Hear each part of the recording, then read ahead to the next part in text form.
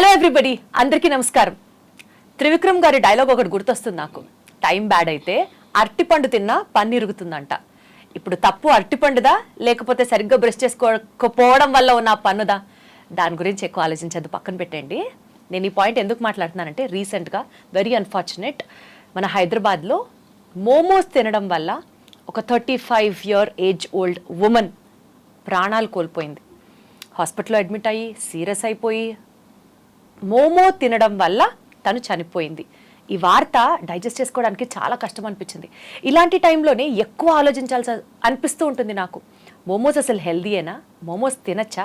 నిజంగా ఆవిడ మోమోస్ తినడం వల్ల చనిపోయారా? ఇన్ఫ్యాక్ట్ ఆవిడ పిల్లలు మోమోస్ తినడం వల్ల ఫ్యామిలీ అంతా అడ్మిట్ అయితే హాస్పిటల్లో ఈవిడ చనిపోవాల్సి వచ్చింది. సో అసలు ఇక్కడ మెయిన్ కల్ప్రిట్ మోమోసా, లేకపోతే బయట ఫుడ్డా, లేకపోతే అసలు ప్రాసెస్డ్ ఫుడ్స్ అన్నీ ఇదే కేటగిరీలోకి వస్తాయా? చాలా విషయాలు మాట్లాడాలి. సో దీనికి సంబంధించి నాతో పాటు గెస్ట్ ఉన్నారు.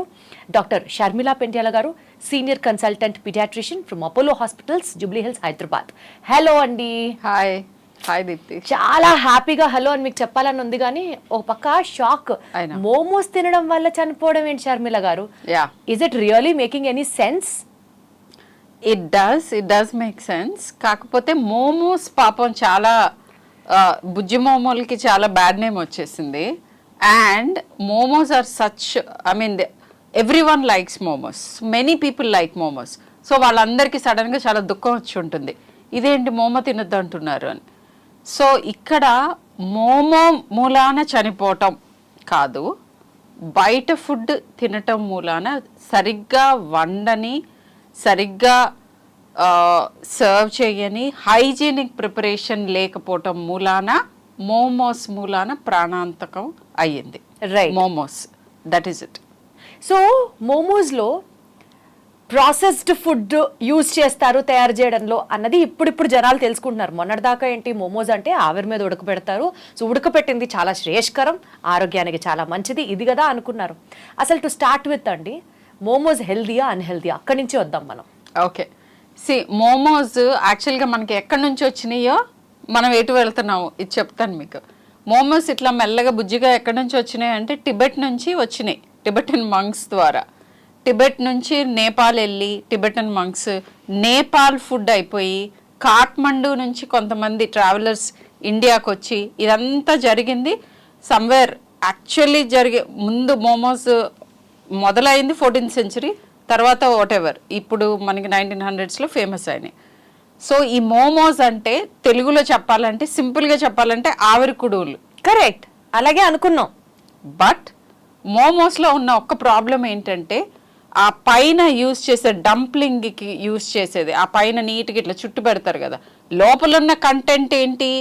వెజ్ మోమోస్ అయితే బాయిల్డ్ వెజిటబుల్స్, చికెన్ అయితే బాయిల్డ్ చికెన్, పనీర్ అయితే పనీర్. అంటే ఇవన్నీ ముందు మోమోస్లో లేవు, ఇవన్నీ ఇండియనైజ్డ్ మోమోస్. బట్ ఈ లోపల కంటెంట్ ఈస్ గుడ్. ఈ బయట దేంతో చేస్తున్నాము అనేది, బయట యూజువల్గా మైదా యూజ్ చేస్తారు. And most of the times మోమోసే కాదు, the so called Chinese food or street food of Chinese variety, ఇవన్నిటితో వచ్చే ప్రాబ్లం ఏంటంటే కుకింగ్ సరిగ్గా లేకపోవటం, అండర్ కుక్డ్. తర్వాత ఈ లోపల పెట్టే వెజిటబుల్స్ కానీ స్టఫ్ ఏదైతే ఉంటుందో, ఇవి సరిగ్గా కుక్ చేయకపోయినా, హైజీనిక్గా ప్రిపేర్ చేయకపోయినా, సగం సగం బాయిల్డ్ ఫుడ్ కదా ఇది. సో డీప్ ఫ్రైడ్ ఐటమ్స్లో అన్నీ చచ్చిపోతాయి, కానీ క్యాలరీస్ ఎక్కడో ఉంటాయి. హీటెడ్ ఆయిల్స్, వాటి బాధలు వాటివి. ఈ సరే ఆవిరి మీద ఉడుకుతున్నాయి కదా అని అందరూ హ్యాపీగా దీన్ని తింటాం మొదలుపెట్టిన తర్వాత, సరిగ్గా ఉడికించకపోతే సీరియస్గా గ్యాస్ట్రోఇంటెస్టైనల్ ఇన్ఫెక్షన్స్ వచ్చి చనిపోయే అవకాశం ఉంటుంది. Right. Salmonella typhimurium, salmonella species, ఇవి చాలా బ్యాడ్ ఆర్గానిజమ్స్. మన టైఫాయిడ్ని కాజ్ చేసే వాటికి సిస్టర్స్ అండ్ బ్రదర్స్ అనమాట ఇవి. Got it. సో ఇప్పుడు మోమోస్ తినడం వల్ల, బికాజ్ అవి పార్షియల్లీ కుక్డ్ కాబట్టి దాని వల్ల ఎఫెక్ట్స్ ఉన్నాయి అంటున్నారు. అండ్ ఫ్రైడ్ ఫుడ్స్ తింటే దాంట్లో న్యూట్రియంట్ వాల్యూ 0 ఉంటుంది, బట్ క్యాలోరిఫిక్ వాల్యూ హై ఉంటుంది అని చెప్పారు. నాకు అర్థమవుతుంది. జనరల్గా అండి మాట్లాడితే, ఇందాక మీరు చెప్పినట్లు ఆ డంప్లింగ్ కోసం యూజ్ చేసిన ఫ్లార్ ఏదైతే ఉంటుందో, మైదా అంటున్నామో, కొన్ని ఇయర్స్ నుంచి, అంటే ఒకప్పుడు మన ఇళ్లలో మైసూర్ బజ్జీలు అసలు మైదాతో ఫుడ్స్ బీభత్సంగా తినే రోజుల నుంచి లక్కీలీ థ్యాంక్ఫుల్లీ అందరికీ మైదా మీద నుంచి అవేర్నెస్ వచ్చేసింది. బట్ స్టిల్ మోమోస్ అంటే కొంచెం ఆ నోరు లాగడం అనేది ఉంటుంది కదా. సో వాళ్ళ కోసం అడుగుతున్నా నేను, సింపుల్ గా చెప్పండి, మైదా ఎందుకు మంచిది కాదు?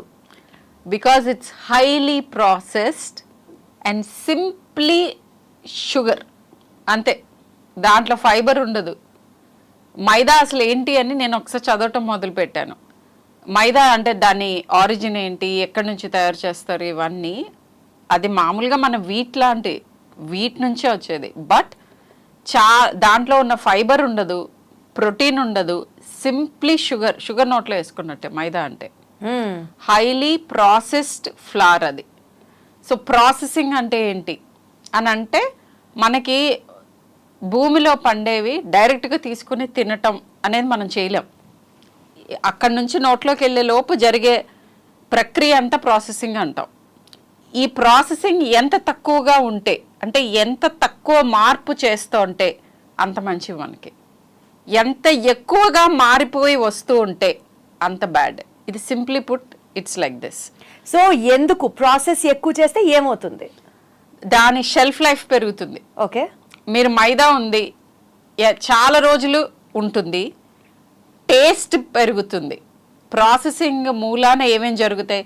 సాల్ట్ యాడ్, చాలా వాటిల్లో. అంటే మైదా గురించి పక్కన పెడితే, మైదాలోనేమో షుగర్ కంటెంట్ హైగా ఉంటుంది. అండ్ ఎందుకు చేస్తారు ఇవన్నీ అని అంటే, మనకి కుకింగ్లో ఈజీగా, ఇప్పుడు మైదాతో చేసిన పూరీస్ ఉంటాయి, వీట్ ఫ్లార్తో చేసిన పూరీస్ ఉంటాయి. మీరు ఈ రెండు ఎప్పుడైనా తిని ఉంటే, మైదాతో చేసిన puris too good taste and మంచిగా ఇట్లా ఉబ్బుతాయి. కరెక్ట్. బట్ వీట్ ఫ్లోర్తో చేసినవి అలా ఉండవు. సో ఆబ్వియస్గా టేస్ట్ ఎన్హాన్స్ చేయడానికి, షెల్ఫ్ లైఫ్ పెంచడానికి, అండ్ ఇన్ సర్టెన్ వేస్ ఎడిక్టివ్గా తయారవటానికి ప్రాసెసింగ్ ఇస్ ద రీజన్. వీటి మూలాన, ఈ ప్రాసెసింగ్ మూలాన, ప్రాసెసింగ్ అనేది ఈజీగా అర్థం కావాలి అని అంటే, సాసెస్ మీరు ఏదన్నా తీసుకోండి, మనం తినే ప్రతిదీ ప్రాసెస్డ్ ఫుడ్డే. గ్రేడ్స్ ఉంటాయి, గ్రేడ్ 1, గ్రేడ్ 2, గ్రేడ్ 3, గ్రేడ్ 4. ఇప్పుడు మనం కాఫీ తాగుతాం, మనం ఏం బీన్స్ తెచ్చుకొని నూరుకుని తాగట్లేదు కదా. ఆ బీన్స్ కూడా మన దగ్గరికి వచ్చేటప్పటికి, మనమేం ప్లాంట్స్లో నుంచి బీన్స్ పిక్ చేసుకుని కాఫీ చేసుకోవట్లా. అక్కడ గ్రో అయిన వాటిని తీసుకొస్తారు, కోకో బీన్స్ని, వాటిని చాలా చేసిన తర్వాత కాఫీ బీన్స్ అవుతాయి. కాఫీ బీన్స్ తర్వాత ఇది. సో ఈ ప్రాసెస్లు అన్నిటిలోనూ ఎంతో కొంత ప్రాసెస్డ్ ఫుడ్ మనం తినాలి, right from rice, wheat, what ever. But grade 1, grade 2 processing అంటే మినిమల్ ప్రాసెస్, కొంచెం యాక్సెప్ట్ చేయొచ్చు. సాల్ట్ వేసుకోకుండా తినలేంగా. సాల్ట్ మనం ఏమి తీసుకోవట్లేదు కదా. So grade 1, grade 2 processing is okay. Grade 3 is ఎప్పుడన్నా అకేషనల్గా తింటాం ఈజ్ ఓకే. గ్రేడ్ 4 చాలా మినిమల్గా ఉండాలి. ఈ గ్రేడ్ 4 ప్రాసెస్డ్ ఫుడ్సే ఇప్పటి తరం ఎక్కువ తింటోంది. So this is the whole problem. Back to momos. మోమోస్లో పైన డంప్లింగ్ మైదాతోనే కాదు, చాలా వెరైటీస్తో చేసుకోవచ్చు. 100% హెల్దీగా చేసుకోవచ్చు. అండ్ లోపల పెట్టే కంటెంట్ని ప్రాపర్గా ఉడికిందా లేదా చూసుకోవచ్చు. ఇంట్లో చేసుకోవచ్చు momos, or in places where they are well cooked. అసలు బయట ఫుడ్ తినటం వీలైనంత తగ్గించుకోవాలి. అది అసలు 100% థంబ్ రూల్ ఆఫ్ లైఫ్. అంతే. బయట ఫుడ్స్ కనుక అవాయిడ్ చేస్తే, అది మోమోస్ కాదు, బిర్యానీ కాదు, కబాబ్స్ కాదు, ఏదైనా సరే సగం ఆరోగ్యం మన చేతిలో ఉంటుంది. అండ్ మోమోస్ హెల్దీయా, నాన్ హెల్దీయా, మోమోస్ తినడం వల్ల వచ్చే సైడ్ ఎఫెక్ట్స్ ఏంటి అని మాట్లాడుకుంటే, ఎస్ మీరు చెప్పినట్లు ఒబేసిటీ, దాని తర్వాత ఇన్ఫెక్షన్స్,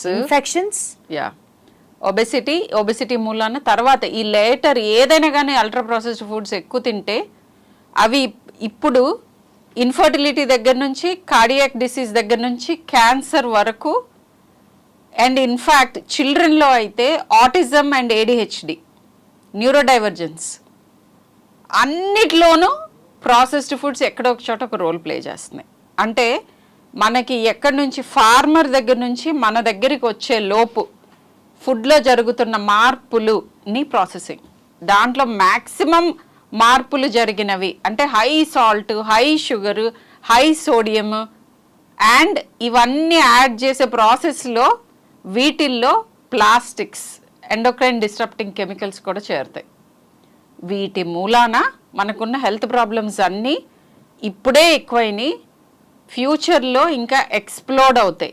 మనం గమనించుకొని ఇవన్నీ స్లోగా they are creeping into everything. అంటే ఎక్కడో ఒక చోట ఫ్యాక్టరీలో మొదలైంది.